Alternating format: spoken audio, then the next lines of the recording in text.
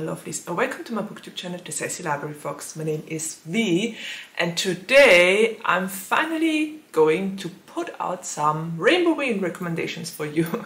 I know I'm pretty late with this video, but once it gets up, it will be around the middle of October, so I hope that's still something you can work with. If you still need recommendations for Rainboween or to tick off some of the prompts, specific prompts, then this video might help you. I made one of these last year as well, so if you need more recommendations, you should just check that one out. And also on my Instagram, there are sheets from last year as well, so those might be helpful too. And yeah, let's jump right into it without further ado and talk about 5 recommendations for Rainboween. I even got a little bit creative today and put up a little bit of Halloween decoration. If you find it, you're good. It's really just, yeah, a little tiny bit Halloweeny. Anyway, let's go to the recommendations and to the 5 books I'm going to recommend to you. I haven't read any of them, but those books were recommended to me by other readers and booktubers and reviewers and Instagrammers. So I decided to kind of introduce them to you. Okay, and here goes nothing. The first book I'm going to talk about is Malice by Heather Walter. And Malice is a retelling of Sleeping Beauty.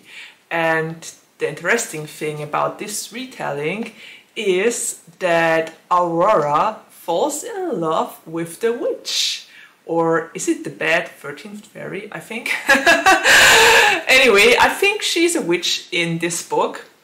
So those two fall in love and they try to break the curse that will cause Adhara to die when she turns 18, I think. So this sounds really great and interesting. It's an FF romance, fantasy kind of book. It's also a retelling, so you can definitely tick that off your list. And it's definitely featuring magic and superpowers, witches. You might say it's paranormal as well, I don't know, but it definitely ticks off a lot of prompts, and I think I will write them up here whenever I talk about the book in the future, so that you know which kind of prompt will be ticked off when you read that book. But this one sounds great. A dear friend of mine, Sarah, already read it and she said it was great. So I actually want to read that one too, but I'm afraid I have too many books already to read. My sister was kind of funny recently because I told her about Rainboween and she was like, isn't that very specific? I mean, horror books with an LGBTQIA plus angle. Those books must be rare. And nope, nope, those books aren't rare. I have way too many recommendations. I had to cut it down to just 5 recommendations because otherwise I could sit here and talk forever. So no, it's not niche. There are plenty of LGBTQIA plus books out there that are spooky, just to tell you. Okay, which brings me right to the next one, and the next one is The Wolf at Your Door by Charlie Adhara. And this is interesting for everyone who loves werewolf stories like Wolfsong, because in this story we have a detective who investigates supernatural things after an incident with a werewolf. And he is partnered up with a werewolf, for that matter, to investigate a series of gruesome murders. And apparently, not only those murders are very challenging for him, but also his new colleague, because he's very enticing and hot. And yeah, it gets steamy apparently, and I was recommended this book by so many people. So many people said this is great if you love Wolfsong, you have to read The Wolf at the Door. And I'm so curious about that one. Especially I love stories with special agents or FBI agents that fall in love. So this is like, I don't know, it sounds like the perfect book for me. And as for the prompts, it ticks off werewolves, fantasy, paranormal and otherworldly, shapeshifters, and also I think maybe monsters. I don't know what kind of murders they investigate, but it might tick off monsters as well. So this sounds great, and I honestly, I'm so tempted to read this book. I'm so tempted. But as it is, my list is already full. So maybe in a couple of months or next month, I don't know. But yes, this sounds great. And yeah, as for the characters' names, the name of the protagonist is Cooper Dayton, and the partner he is partnered with is Oliver Park. Yeah, I'm so there for it. I'm so ready to dive into this. And oh, I almost forgot. You can tell this video is one of my more chaotic ones. I prepared coffee for me. Because it's not a video by me if it doesn't feature coffee. Anyway, let's jump to the next book. And this one is a quite interesting one as well, because it features a gender fluid MC. And the book I'm talking about is The Honeys by Ryan Sala. And this book sounds so interesting because the MC is gender fluid and his name is Mars. And his twin sister Caroline died a very horrible way, and he goes to her school to find out what happened and befriends her former group of friends named the Honeys, because they apparently have a beehive behind their house or something like that. So he investigates the murder of his twin sister and reveals a lot of secrets and things that come to the surface. And this sounds very interesting, especially because it features a gender fluid character. Mars is referred to as he, him in the blurb. So I'm very curious how the gender fluidity is going to play out in this one. Because yeah, we all know when you're gender fluid, you don't only have one gender. So I'm curious how the author pulled this off. And the story sounds very intriguing as well. As for the prompts, it might tick off. I wrote it down here. Young adult, monsters, aliens, okay, more the monster aspect than the alien aspect, and fantasy. So I have no idea in which kind of way his twin sister died, but I'm pretty certain there might be another prompt to tick off. I guess we will have to find out by reading the book. But a lot of people seem to have loved The Honeys, and this book was recommended to me by a lot of bookstagrammers. So I'm curious, especially with the gender fluid character. I always love those in my books. As you know, representation is so important. Okay, next book. And this one is on the more spooky and ghost-like side of things. And it's Hearthound Havoc by Freydis Moon. That's an interesting name of the author. I think it might be an artist name. An alias, probably. Freydis Moon sounds very like it might be an invented artist name. Anyway, what it is about is very interesting because we have an exorcist named Colin Hart, and Colin Hart is at his next case, which is a haunted house. And in this haunted house there are a lot of creatures, things, ghosts, ghouls, whatever. Very weird and a very interesting house with many creatures that haunt it. And the owner of that house is Bishop Martinez, And the interesting thing about this is that Colin is transgender and Bishop is non-binary. So those two meet due to the circumstances, and Colin is trying to exorcise, do you say exercise, that house of Bishop, and apparently they are also drawn to each other, and Colin falls for his employer.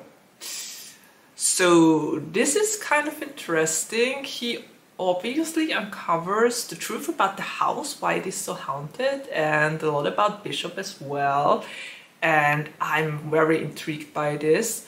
As for the ratings, I think it has a rating of 3.8 or 9 on Goodreads, so it's actually a pretty good rating. And I've seen that there are a couple of other books of this series as well, so if I like it, I might continue to read more of the author's works. We will see. As for the prompts, this story ticks off. It's fantasy, paranormal and otherworldly, demons and angels, I think. I mean, we're talking about an exorcist here. Ghosts, obviously, and probably also monsters / aliens, even though I doubt that the aliens will appear, but you can still tick off the monster prompt. It's in one, so monsters will count. I'm very curious about that one and if it's as good as a lot of people told me that it is. Okay, let's just take another sip and go to the last book I'm going to introduce to you today, and it's Night of the Living Queers.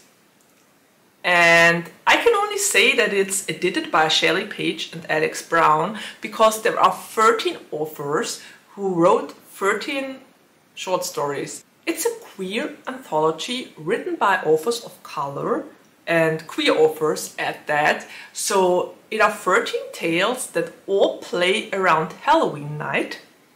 And I heard that this is a great anthology, that there are so many interesting stories. Some of them were better than others. A lot of people preferred some of the stories, but also liked the others. And I think the ratings in general were pretty great. And obviously, it probably ticks off all of the prompts on your bingo board. So if you want to be lazy, you definitely can go for this one. Night of the Living Queers obviously will tick off a lot of the prompts. I don't know if it will tick off all of them, because I have no idea if there are mere folk stories in there or if they feature vampires or things like that. But I'm pretty certain you might be able to tick off a couple of the prompts, if not all. But yeah, that sounds really interesting. I love anthologies that play with Halloween and Halloween night, and apparently all of those 13 stories play at Halloween night. So this is guaranteed to be a spooky read, and obviously or hopefully a great one. I think the book just came out. It hasn't been out for all that long. Maybe it was even released in October, I don't know. But I know that a couple of people already enjoyed it and really liked it. So that might be very helpful for you. And well, you could basically cheat with that one, I think. If you still want to take part in Rainboween and started way too late, that's the book for you. That will tick off a lot of the prompts. And as I already said, in between talking about the books, I would have so many recommendations for you, really. I read so many great books recently that would fit the prompts, but I will only mention 3 honorable mentions that I recently read and that would have made it on the list if I wouldn't have wanted to go for books that aren't all that well known, because those 3 I think are pretty well known. And I'm talking about Hell Followed With Us by Andrew Joseph White here. I already spoke about this in my September wrap-up video. It's one of my new favorites. It has body horror, it has angels and demons, and that would tick off a couple of the prompts and definitely would fit, but be careful with the trigger warnings and with the gore and with the really gruesome parts of the story. Body horror isn't for everyone. Yeah. Another honorable mention would be What Moves the Dead. I'm currently reading that one and it's really fun, it's good, but oh my gosh, it has a really fun humor, and I'm going to talk about that one in my review of October, because I'll definitely finish it those next couple of days. And it's by T. Kingfisher. And another honorable mention I gotta make is Cemetery Boys by Aidan Thomas. I read this one during summer and I absolutely loved it. We have a transgender MC who falls for the school's bad boy that turns out to be a ghost, and they are starting to investigate the main character's cousin's disappearance, which might be connected with Julian's death. So this one was great. I loved it. It was so wholesome and sweet, and yeah, it definitely fits the prompts with the ghosts and young adult and paranormal. So yeah, you could go for Cemetery Boys as well by Aidan Thomas. And the last honorable mention I will recommend to you is Wilder Girls by Rory Power. And Wilder Girls is about an internat, I think, or something like that. A school on an island where a sickness or a mysterious illness breaks out and attacks all the girls, and they have body modifications. It's body horror as well. It was pretty interesting and great to read, a little bit gruesome as well. I really liked it. It has an FF ship in there, and yeah, great friendships, strong friendships. I really liked it until the ending. I didn't like the ending, but I already said that in one of my wrap-up videos. But yeah, that would be an honorable mention as well, if you like the setting of a school on a deserted island with girls that have a mysterious illness. Okay, so that's it. Those are all my honorable mentions, my recommendations for Rainboween if you want to read spooky books with an LGBTQIA+ angle.